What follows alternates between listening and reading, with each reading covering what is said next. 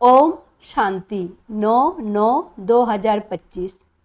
बाबा आज कह रहे हैं, मीठे बच्चे, अपने ऊपर आपे ही कृपा करनी है। पढ़ाई में गलत करो, कोई भी विकर्म करके अपना रजिस्टर खराब नहीं करो। प्रश्न है, इस ऊंची पढ़ाई में पास होने के लिए मुख्य शिक्षा कौन सी मिलती है? उसके लिए किस बात पर विशेष अटेंशन चाहिए? उत्तर, इस पढ़ाई में पास होना है तो आंखें बहुत बहुत पवित्र होनी चाहिए, क्योंकि यह आंखें ही धोखा देती है, यही क्रिमिनल बनती है।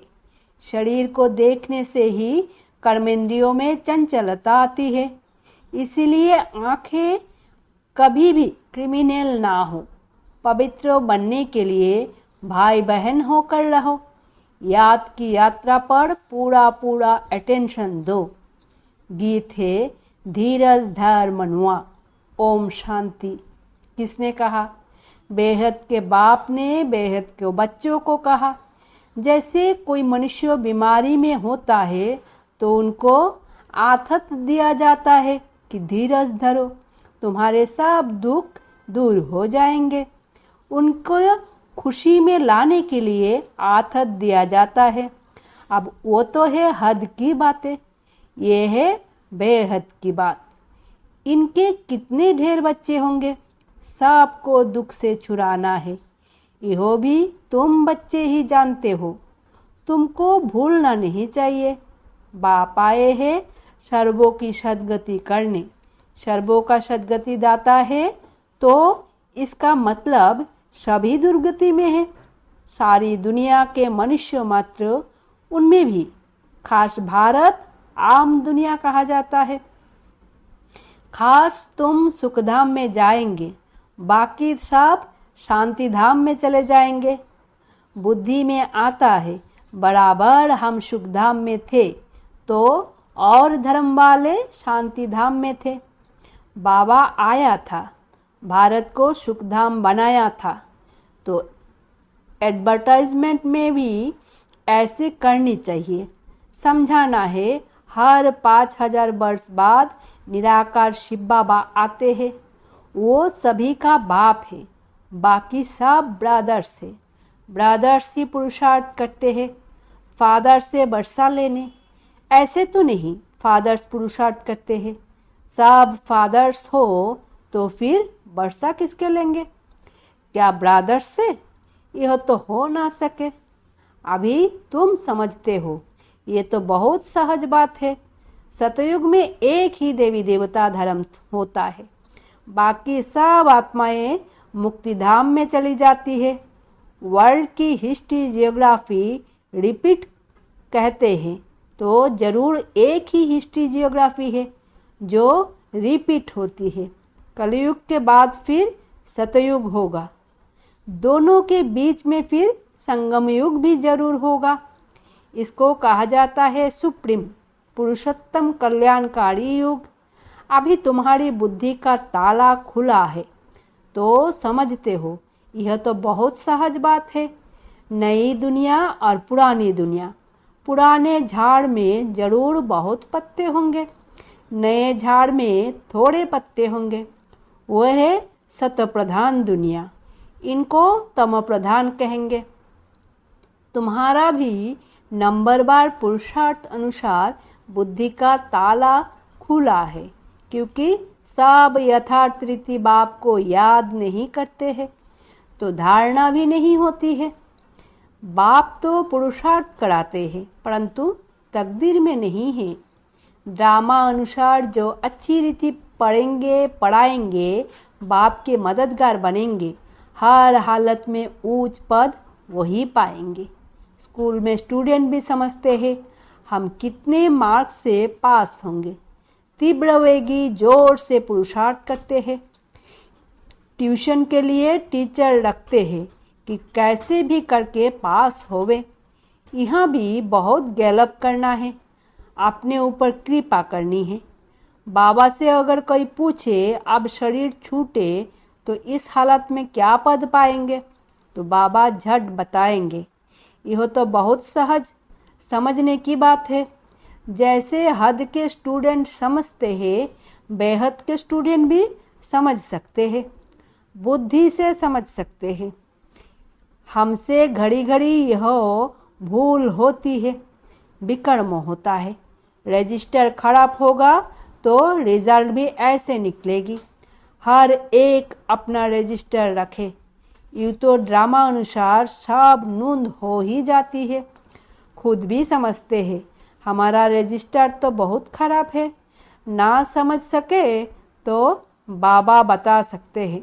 स्कूल में रजिस्टर आदि सब रखा जाता है। इनका तो दुनिया में किसको पता नहीं है।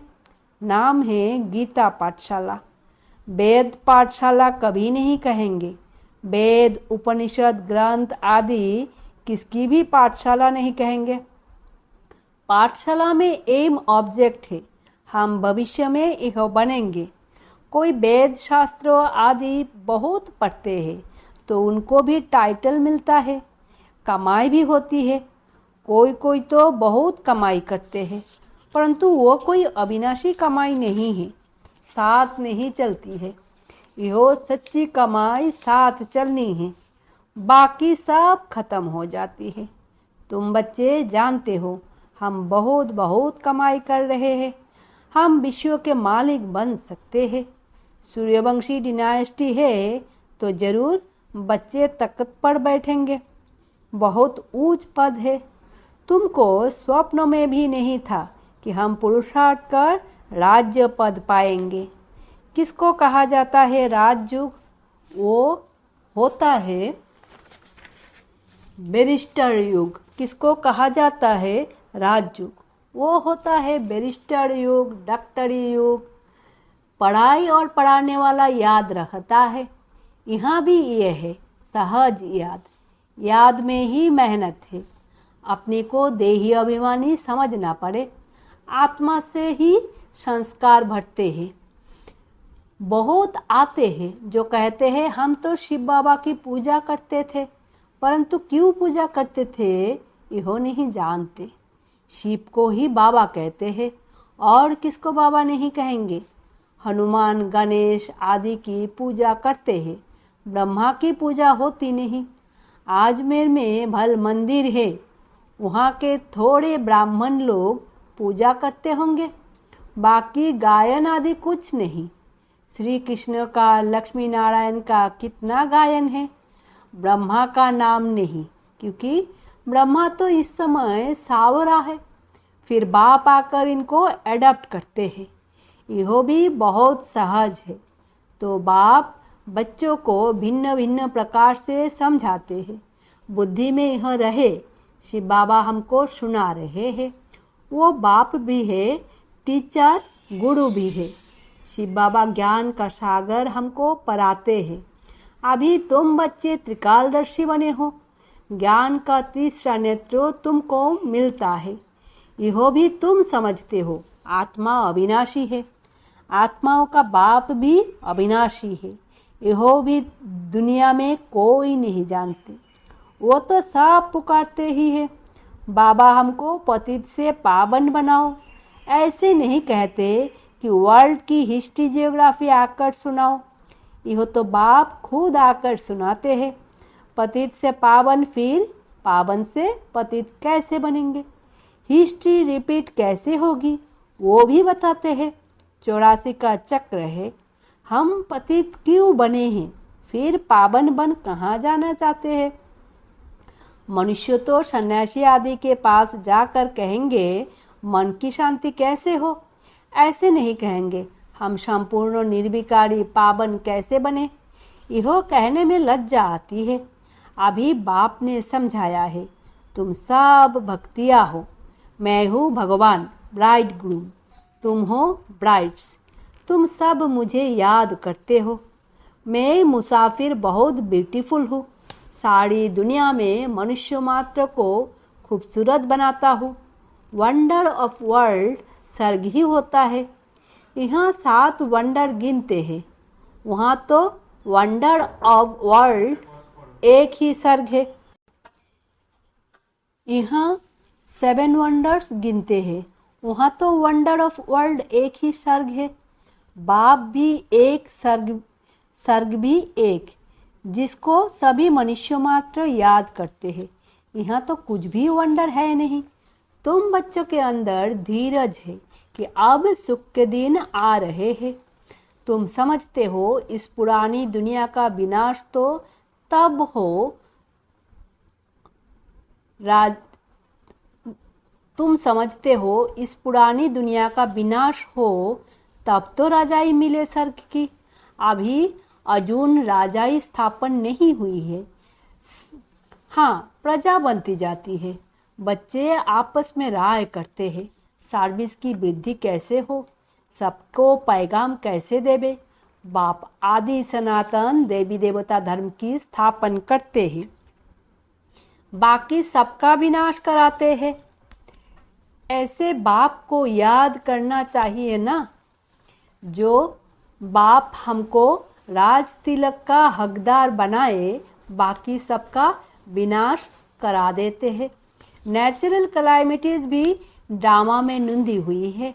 इस बिगड़ दुनिया का विनाश हो नहीं सकता। बाप कहते हैं अभी तुम्हारा इम्तिहान बहुत नज़दीक है। मृत्यु लोक से अमर लोक ट्रांसफर होना है।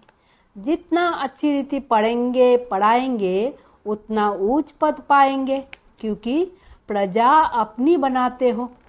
पुरुषार्थ कर सबका कल्याण करना चाहिए। चैरिटी बिगिंस एट होम, यह कायदा है। पहले मित्र संबंधी बिरादरी आदि वाले ही आएंगे, पीछे पब्लिक आती है। शुरू में हुआ भी ऐसे, आहिस्ते आहिस्ते वृद्धि हुई। फिर बच्चों के रहने के लिए बड़ा मकान बना, जिसको ओम निवास कहते थे। बच्चे आकर पढ़ने लगे। यह सब ड्रामा में नून थी, जो फिर रिपीट होगा। इसको कोई बदल थोड़े ही सकता है। यह पढ़ाई कितनी ऊंच है, याद की यात्रा ही मुख्य है। मुख्य आंखें ही बड़ा धोखा देती है। आंखें क्रिमिनल बनती है, तब शरीर की कर्मेंद्रियां चंचल होती है। कोई अच्छी बच्ची को देखते हैं तो बस उसमें फंस पड़ते हैं। ऐसे बहुत दुनिया में केस होते हैं। गुरु की भी क्रिमिनल आई हो जाती है। यहाँ बाप कहते हैं क्रिमिनल आई बिल्कुल नहीं होनी चाहिए। भाई बहन होकर रहेंगे तब पवित्र रह सकेंगे। मनुष्य को क्या पता, वो तो हंसी करेंगे। शास्त्र में तो यह बातें है नहीं। बाप कहते हैं यह ज्ञान प्राय लोप हो जाता है। पीछे द्वापर से यह शास्त्र आदि बने हैं। अब बाप मुख्य बात कहते हैं कि अल्फ को याद करो तो विकर्म विनाश हो जाए। अपने को आत्मा समझो। तुम 84 का चक्र लगाकर आए हो। अभी फिर तुम्हारी आत्मा देवता बन रही है। छोटी सी आत्मा में 84 जन्म का अविनाशी पार्ट भरा हुआ है। वंडर है ना। ऐसे वंडर ऑफ वर्ल्ड की बातें बाप ही आकर समझाते हैं। कोई का 84 का, कोई का 50-60 जन्म का पार्ट है। परमपिता परमात्मा को भी पार्ट मिला हुआ है। ड्रामा अनुसार यह अनादि अविनाशी ड्रामा है। शुरू कब हुआ, बंद कब होगा, यह नहीं कह सकते, क्योंकि यह अनादि अविनाशी ड्रामा है। यह बातें कोई नहीं जानते। अच्छा, मीठे मीठे सिकिला दे बच्चों प्रति मात पिता बाप दादा का याद प्यार और गुड मॉर्निंग। रूहानी बाप की रूहानी बच्चों को नमस्ते। धारणा के लिए मुख्य सार। पहला, अभी इम्तिहान का समय बहुत नज़दीक है, इसीलिए पुरुषार्थ कर अपना और सर्वों का कल्याण करना है, पढ़ना और पढ़ाना है। Charity begins at home. दूसरा, देही अभिमानी बन अविनाशी सच्ची कमाई जमा करनी है, अपना रजिस्टर रखना है। कोई भी ऐसा विकर्म ना हो जिससे रजिस्टर खराब हो जाए। वरदान है, सर्वों को उमंग उत्साह का सहयोग दे शक्तिशाली बनाने वाले सच्चे सेवाधारी भव। सेवाधारी अर्थात सर्वों को उमंग उत्साह का सहयोग देकर शक्तिशाली बनाने वाले। अभी समय कम है और रचना ज़्यादा से ज़्यादा आने वाली है। सिर्फ इतनी संख्या में खुश नहीं हो जाना कि बहुत आगे, अभी तो बहुत संख्या बढ़नी है। इसीलिए आपने जो पालना ली है उसका रिटर्न दो। आने वाली निर्बल आत्माओं के सहयोगी बन उन्हें समर्थ अचल अडल बनाओ, तब कहेंगे सच्चे सेवाधारी। स्लोगान है, रूहों को जब जहाँ और जैसे चाहो स्थित कर लो, यही रूहानी डील है। अब एक इशारे, अब लगन की अग्नि को प्रज्वलित कर योग को ज्वाला रूप बनाओ। पावरफुल मन की निशानी है, सेकंड में जहाँ चाहे वहाँ पहुँच जाए। मन को जब उड़ना आ गया, प्रैक्टिस हो गई, तो सेकंड में जहाँ चाहे वहाँ पहुँच सकता है। अभी अभी साकार वतन में, अभी अभी परम धाम में सेकंड की रफ्तार है। अब इसी अभ्यास को बढ़ाओ। ओम शांति। शुक्रिया बाबा।